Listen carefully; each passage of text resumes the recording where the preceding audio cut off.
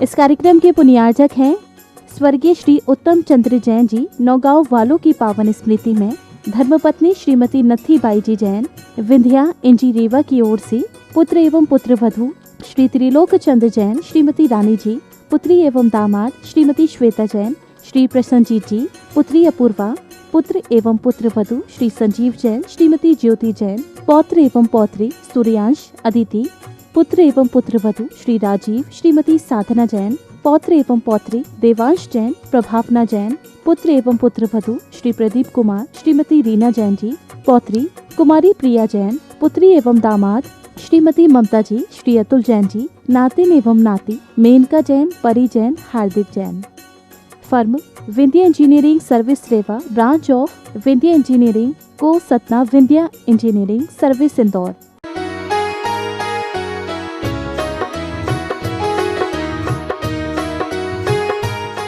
एक ऐसा श्रद्धान है, ये श्रद्धान मुद्गल का नहीं है, किंतु यह श्रद्धान हमारे ऐसे अनुभव करने वाले और शांत मौन बैठे हैं, उनके दर्शन करने से हो जाता है। उपल खाज खुजावते, दौलत राम जी पढ़ते हैं, कहते हैं कि वह अपने खुजली को मिटाने के लिए सिंह है, चीते हैं या और कोई वन्य जीव जो शाकाहारी भी है और मांसाहारी भी है, एक ठूंठ समझकर अपनी खुजली खुजाती। कैसा अनुभव है ये! चूंकि इन पशुओं को ज्ञात नहीं ये महाराज है, लेकिन महाराज को तो ज्ञात है ये पशु है। महाराज को तो ज्ञात है, इनकी खुजली खोज लो, खुजली दो। थोड़े से भी यूं हिल जाए तो वो सारे भाग जाए, या तो इन्हीं को भगा दे, लेकिन ये भागने वाले हैं ही नहीं। बड़ा ही सुंदर दृश्य है ये, बड़ा ही आश्चर्यकारी है। ये कैसे? तो इस प्रकार हम अपने आस्था में, अपने उपयोग में बदलाहट के साथ पहले जो चिंतन, पहले जो अनुभव, पहले जो कुछ भी हम अनुकूल प्रतिकूलता में राग द्वेष करते थे, ये करना हमारा स्वभाव नहीं है। यही एकमात्र रास्ता है। मेन रोड हो या पगडंडी हो, बस जाने का तो इसी दिशा से, इसी दिशा की ओर जाना है। लिया जा सकता है, लेना प्रारंभ कर दो। हाँ, अब किसी को कहियो नहीं। हाँ, कर सकता है तो जितना बनता उतना तो करना प्रारंभ कर ही दो। हाँ, बच्चे हैं, हमें भी घर बांधना है, तो प्रारंभ कर दो। तो वो मिट्टी गीली हुई थी वर्षा के कारण, थोड़ी सूख रही, थोड़ी गीली है, उसमें पैर डाल देता है और ऊपर से थपथपी चालू हो जाती है। क्या कर रहे हो? घर बना रहा हूं। घर बन जाएगा? हाँ बिल्कुल, अभी तो छत डाल दी गई, और उसको 5 मिनट के बाद निकाल दी जाएगी, वो छत बन जाएगी। बनेगी क्या नहीं? घरोंदे बोलते हैं उसको बच्चे, घरोंदा। और वह ऊपर मिट्टी रह जाती है और घर की आकृति उसमें आ जाती है, और उसी बीच में घर की तरफ से आवाज आती है, बेटा रसोई तैयार है। रोज उसको सुन रहे हो कि नहीं? पहले अनुकूलता थी, अब क्या, उसको अपने पैर की लात मार करके भाग गया। ये सब अज्ञान दशा में हो रही। और वे सारे के सारे, जैसे आप लोग घर में रहते हैं, उन्होंने सोचा अब हमें गुफा में रहना है। अब गुफा में कौन रहेगा? सेठ साहूकार।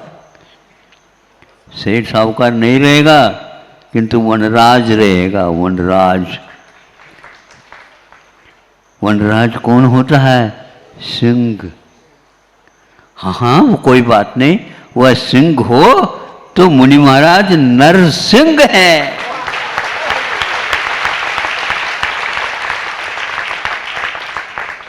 उसके घर में क्यों बैठे?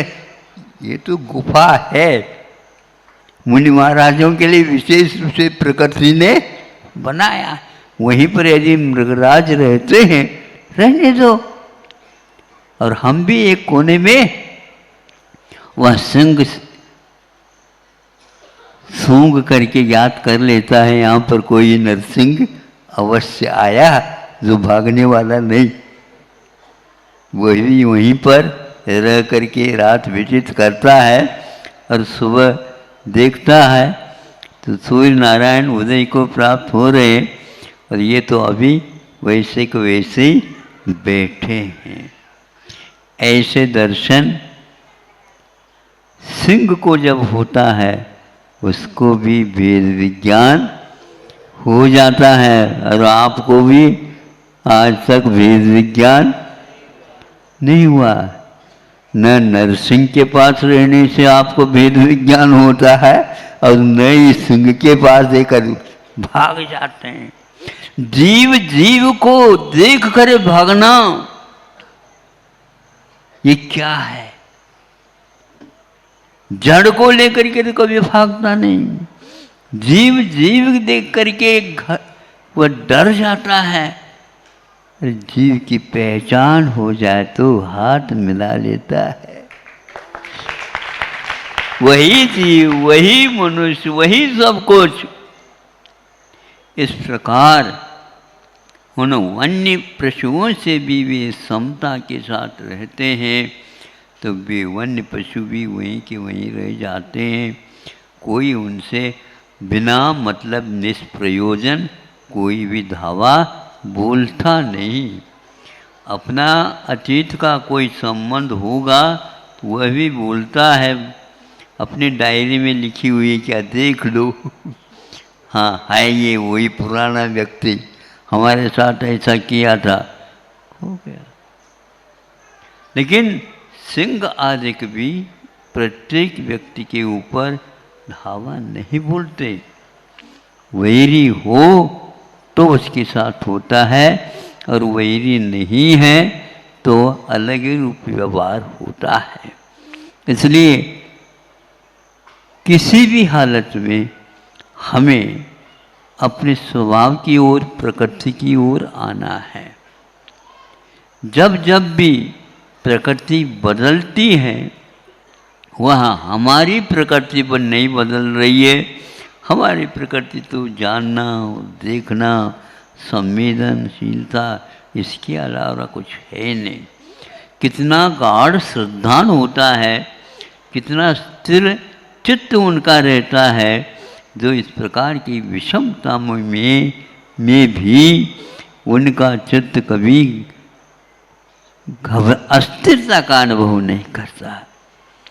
ऐसे मुनि महाराजों के बारे में हमें साक्षात्कार नहीं भी होता हो, किंतु जब समय सारादि ग्रंथों का हम पाठ करते हैं अथवा चिंतन करते हैं, पढ़ते हैं, उस समय पूर्व में हुए, वर्षों पूर्व में हुए उन वनराज तो है, वो भी एक ऐसे वनों में रहते, ऐसे उनका चर्या का सामने सामने हमें याद आता है। धन्य हैं वे इस प्रकार अपने जीवन को, कषाय में जीवन को निष्कषायता की ओर ले जाने वाले। धन्य हैं वे। और हम भी धन्य इसलिए, कम से कम हम उनके स्वरूप को समझ तो रहे हैं आगम की कृपा से, गुरुओं की कृपा से। हाँ, बदलते हुए भी वह आपसे न हर्ष न ही कुछ भी नहीं करते, किंतु हम भी यदि उसी के समान बन जाएं तो फिर हमारे लिए एक अंतर्मुख से ज़्यादा नहीं लगने वाला है। बरसों बरसों की बात यहाँ है ही नहीं। यहाँ तो एक क्षण भंगुर में अंतर मुहूर्त में काम होता है, लेकिन वह मुहूर्त अभी तक नहीं आ रहा है। बस मुहूर्त की प्रतीक्षा करना है और इन्हीं भावों के साथ करना है। बात तो समझ में आ रही है ना? बहुत अच्छी आ रही है, लेकिन आ करके जा रही है, स्थिर नहीं हो रही है, तपन है और वह शांत भी है। प्रकृति में यदि शीत लहर हो तो आपके लिए मिलेगी नहीं। सभी कूलर भी बंद हो जाती थी और उसमें से भी वह लू ही चलती थी।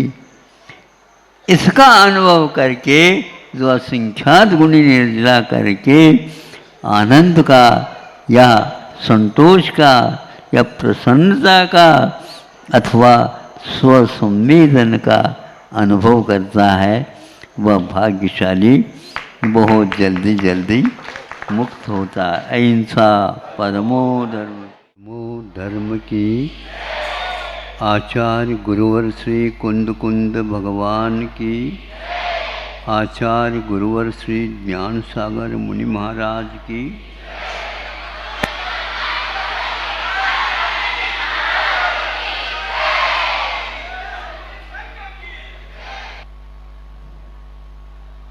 छाया के बाद धूप और धूप के बाद छाया,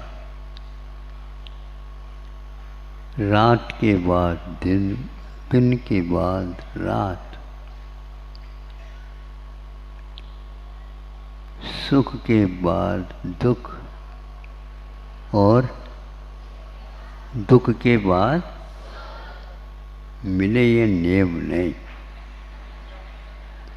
यह ब्रेक भी लगाया जा सकता है कि सुख के बाद दुख मिले, ये नियम नहीं।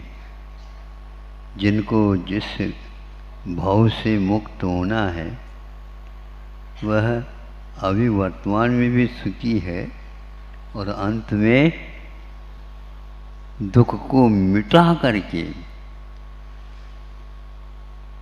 महापुरुष इस सुख और दुख की परंपरा से डरते नहीं, क्योंकि इसमें हम एक ऐसा उपाय भी सोच सकते हैं, दोनों का अभाव एक साथ हो सकता है। और इसी एक श्रद्धान के साथ वे लोग आने वाले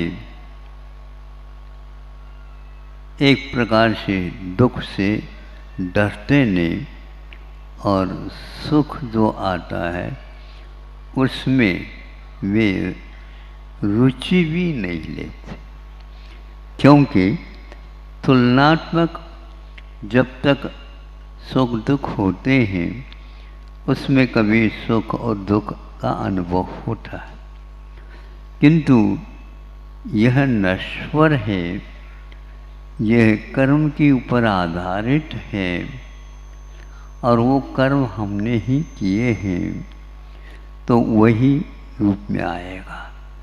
भोजन आपने किया किंतु बाद में आधा एक घंटे के बाद डकार आ गई। आप सुन रहे हैं? डकार आ गई तो उस डकार में क्या होता हो बताओ? जो खाया है उसकी ही गंध और रोज रस आदि आएगा।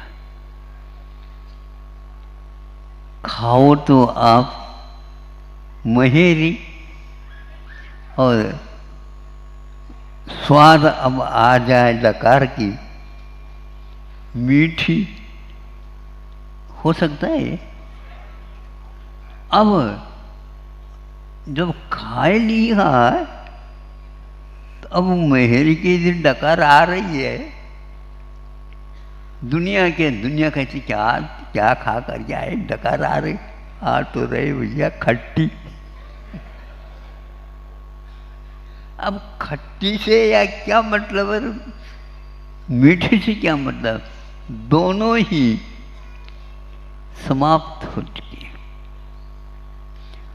बस साहस करके उस ओर न देखते हुए आप पीठ फेर दो उससे, सब कुछ समाप्त हो जाए। हम याद करते हैं उससे बहुत दुख होता, वर्तमान दुख इतना नहीं होता, याद करते हैं, और याद करते हैं तो फिर हमारी गलती। याद महाराज नहीं भी करना चाहते हैं, किंतु फिर भी याद आती है, लेकिन हमेशा आती है ये नियम नहीं। कभी कभी अच्छे स्मरण भी तो आ सकते हैं, जो घटना घटी है उसके बाद उसको आप हमेशा याद रखो। हमेशा एक से कोई भी किसी के जीवन में होता ही नहीं। इसी एकमात्र सिद्धांत से बड़े बड़े कष्टों को महापुरुष लोग सहन कर जाते हैं, और दीनहीन संसार ही हम लोगों की कथा अलग हो जाती। धैर्य नहीं महाराज, आप दे दो एक पक्का सिर दे, और उसका दाम कितना है बता दो।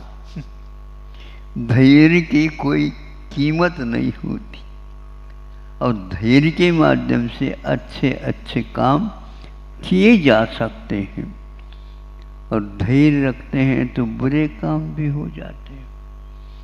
अब आप लोगों को इन दोनों से यदि बचना है, संसार में और कुछ नहीं, केवल बचना चाहे तो बच सकते हैं, नहीं है तो जो पहले किए हैं उसमें हर्ष विचार किए बिना उस घटना को याद करो, तो कर्मों की निर्जरा जितना चाहो उतना होने लग जाते।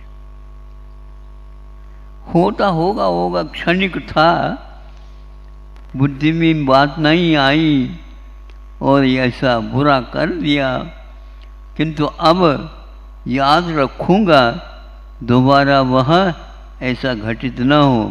तो जो घटित होता है उसका स्मरण में भी जो व्यक्ति साहस के साथ उसमें हर्ष विषाद नहीं करता है, मोक्ष मार्गी कहलाता है।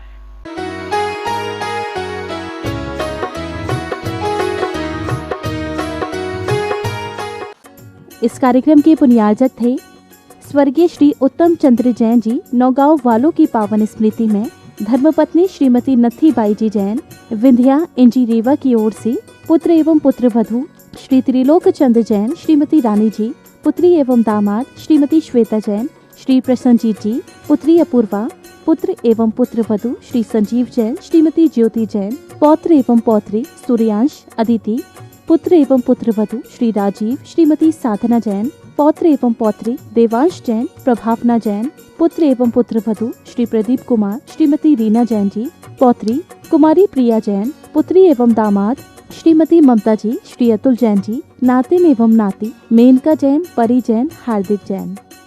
Firm Vindhya engineering service Rewa, branch of Vindhya engineering को सतना, विंध्या इंजीनियरिंग सर्विस इंदौर।